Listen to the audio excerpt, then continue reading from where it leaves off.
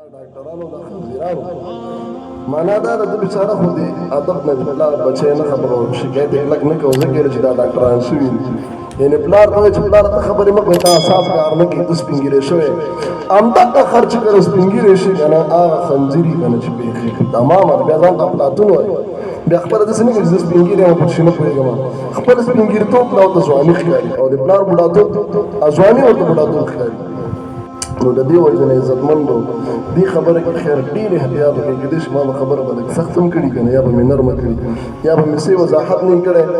خو د دې خبرې درته وایم چې مور پلار خبرې نه مخکې کېدل دا ډېر لوی بد اخلاقي ده د مور پلار ته نوم اخیستل عظیمه بد اخلاقي ده دې نه خو بد اخلاقي نور نه شي کېدلی ځکه د هغوی زړه ته تکلیف رسوي نقصان ورته رسوي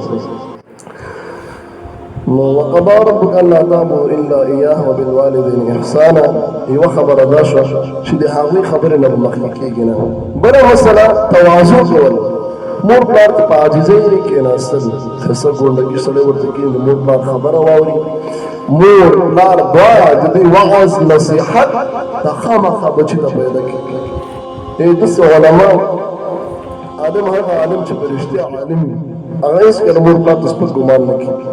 نن سبا پنځلس کلن ماشوم مور پلار ته د کمقلتوب ګمان کوي د زناور په درې ټکي سبق ویلی پنځم شپږم صنف کې او لومړی دومره راغلی یا په مدرسه کې چې د یو کتاب ویلی نو دوی ته بیا دا مور او پلار پخواني ښکاري یعنې دوی ته چیزنې دي په چي نه پوهېږي او زه خو ډېر تمدن والا یم رسېدلی یم نو دا ډېر غټ تاوان دی نن سبا د اولادونو غټ مشکل همدا دی چې دوی ته ځان افلاطون ښکاري او دا زناور خپل ګړنګ به نشي پاکولی او دی به لګې مور پلار ته بس بس ګمان کوي نو یو دا بېادبي دې نه پیدا شوې ده دا د مور پلار خبره نه منل خبره یې غورځول د هغوی خبره نه راخیستل مشوره نه کول چې دوی خلک ځان ته افلاطونان وایي ځان ته رسېدلي وایي او حالان کې رسېدلي نه دي همقسې الله بیا ذلیله ساتلي تواضع کول مور پلار مخکې پښې غځول مور پلار مخکې ډډې وهل بس تکیا وهل مور پلار په وړاندې غټې غټې خبرې کول زناوره چې د ناسې کېږي نو پلار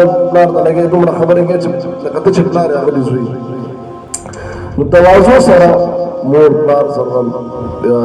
تحمل کول هغوی سره تعامل هغوی سره ژوند کول په تواضع عاجزۍ سره دا هم په اخلاق حسنو کې شامل دي کله چې والدین وفات شي مړه شي قدر دې ونه کړي د مور پلار د احترام او عزت دې ونه کړي زناوره ټول عمر د مور پلار تنګ کړي ځورولي د ملاړ وفات شو مړه شو نو بیا په دې وخت د مور پلار دپاره هم څه کوه که رښتیا ته مؤدب یې ډېر مؤدب یې ډېر د ادب لحاظ ساتي د مور پلار در باندې ګران بیا د مرګ نه وروسته دوی لپاره استغفار غواړه څه وایي دعاګانې ورته غواړه الله د مغفرت دعا ورته غواړه چې کله وفات شي د دوی چې کوم ملګري دوستان دي عزیزان دي هغوی پاله هغوی سره راشه درشه پیدا کړي هغه انډیوالي مه ماتوه بیا هغه خلک چې هغوی سره ستا د مور او پلار د وجې نه خپلوي پیوسته وه دغه خپلوي به قایمه ساتي همیشه به د خپلوانو ته ورځي دوی سره به خپلوي نه پرې کوي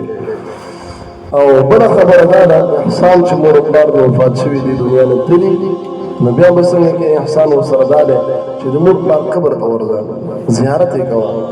نو تاسو په کلونو وناغه د مور پلار قبر خواته تېرېږو نو څوک چې د مور پلار د دې اذیت باندې خوشحاله کېدل بد اخلاقۍ نه کولې مرګ نه وروسته مور پلار پسې کېني داسې به ډېر کم خلک دي اوس الحمدلله مسلمانان افغانان اکثره بیا دې کې دا خو شته دی چې د مور پلار که په ژوند مې مرګ نه بعد ارمان ورځي چې ورځي مرګ نه بعد چې ورځي ارمان بیا کوي اما یبلغن عندك الكبر احدهما او كلاهما فلا تقل لهما اف ولا تنهرهما وقل لهما قولا كريما اما يبلغن وای که چېرته دغه مور او پلار که دوی ورسېدل اما یبلغن که چېرته ورسېدل دا والدین عندک الکبر ستا په ژوند کې بوډاتوب ته ورسېدل ته ژوندی ستا په ژوند کې ژوند په مرحله کې یا مور یا پلار عندک الکبر احدهما او کلاهما ستا په ژوند کې مور پلار بوډاتوب ته ورسېدل یا د مور بوډۍ شوه سپین سرې شوه یا د پلار بوډا شو سپین ږیری شو نو په دغه وخت کې فلا تقل لهما